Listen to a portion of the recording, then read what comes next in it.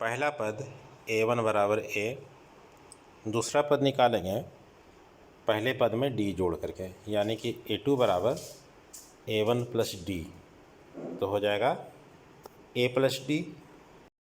इसी प्रकार तीसरा पद निकालेंगे तो हो जाएगा a2 प्लस डी बराबर a प्लस डी बराबर a प्लस 2d। बिल्कुल इसी तरह चौथा पद का मान हो जाएगा a प्लस 3d, पाँचवा पद का मान हो जाएगा a प्लस 4d और छठा पद का मान हो जाएगा a प्लस 5d। यहाँ पर इतने सारे पदों को मैंने इसलिए लिया है कि आप इस प्रतिरूप को पहचानें और अनुमान लगाएं। अभी तक आप लोगों ने अनुमान लगा लिया होगा कि छठा पद में 5d लगा है, पाँचवा पद में 4d लगा है, चौथा पद में 3d लगा है, तीसरा पद में 2d लगा है। बिल्कुल छठा पद निकाल रहे हैं तो a प्लस 6 माइनस 1d बराबर a प्लस 5d आया। इसी तरह से पाँचवा पद, चौथा पद, तीसरा पद, दूसरा पद, अब पहला पद भी आ रहा है। पहला पद को देखिएगा a1 है तो a प्लस 1 माइनस 1d बराबर a प्लस 0d बराबर a आया है। इस प्रकार n कोई धन पूर्णांक हो तो an का मान हो जाएगा a plus n minus 1d। इस सूत्र का फायदा है कि हम सीधे कोई भी पद का मान ज्ञात कर सकते हैं। जैसे मान लीजिए हमें 100वां पद निकालना है तो क्या करेंगे, n बराबर 100 रख देंगे तो हमें 100वें पद का मान मिल गया a प्लस 99d। फायदा क्या है कि सीधे हम किसी भी पद को निकाल सकते हैं। जैसे कि पहले मान लीजिए कि पाँचवां पद निकालना था तो हम पाँचवां पद सीधे नहीं निकाल सकते थे, पहला के बाद दूसरा, दूसरा के बाद तीसरा, तीसरा के बाद चौथा, फिर पाँचवां पद मिलता था। तो ये तरीका अगर कि हमें 100वां पद निकालना होता तो उसके लिए सही नहीं था। पहला प्रश्न है, इसमें an का स्थान रिक्त है अतः इसे निकालना है। यहाँ n का वैल्यू 8 दिया गया है इसलिए a8 निकालना होगा, तो इसका मान आ जाएगा a प्लस 7d। मान को रखते हैं, a बराबर 7 प्लस 7 गुने d बराबर 3, तो 7 प्लस 21 बराबर हो गया 28। दूसरा प्रश्न में d का स्थान खाली है। यहाँ n बराबर 0 दिया गया है। n का सूत्र हम लगाए और हल करके d का मान प्राप्त कर लिए।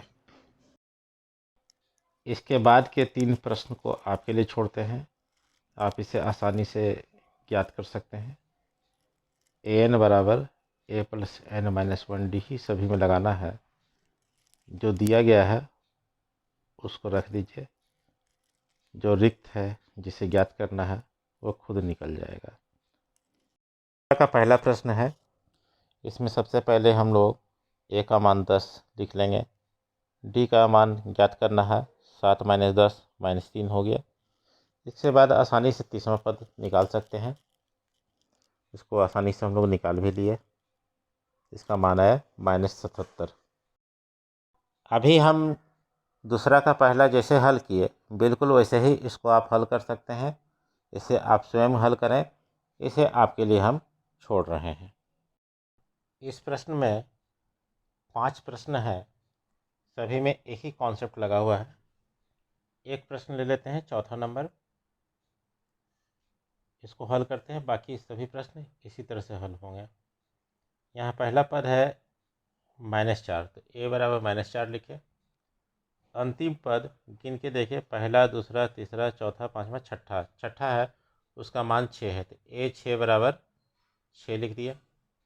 a6 का मतलब होता है a प्लस 5d। a का वैल्यू मालूम है, वहाँ से d का वैल्यू निकाले 2। फिर पहला डब्बा जो है a2 होगा, उसका मान निकाले। उसके बाद वाला डब्बा सबका भी मान हम लोग निकाले और रिक्त स्थानों की जगह क्या आएगा उस संख्या का पता कर लिए। इस प्रश्न में a बराबर 3, d बराबर 8 माइनस 3 बराबर 5 और an बराबर 78 मान लीजिए। a plus n minus 1d बराबर 78। a और d का मान रख दीजिए, n का मान निकल जाएगा। इस प्रश्न के दोनों प्रश्न भी प्रश्न संख्या 4 की तरह ही है। यहाँ पर a और d वैसे ही निकालिएगा जैसे 4 में निकाले थे। जैसे अंतिम पद को an मान लिए थे, उसी तरह यहाँ भी अंतिम पद को an मान लेना है और हल करके n का मान ज्ञात करना है। इस प्रश्न को भी हमें प्रश्न 4 और प्रश्न 5 की तरह ही बनाना है। यहाँ देखना है कि n का जो मान आ रहा है वह धनात्मक पूर्णांक है कि नहीं। n का मान हमेशा धनात्मक पूर्णांक होना चाहिए। अगर कि n का मान धनात्मक पूर्णांक नहीं होगा तो -150 इस AP का एक पद नहीं होगा।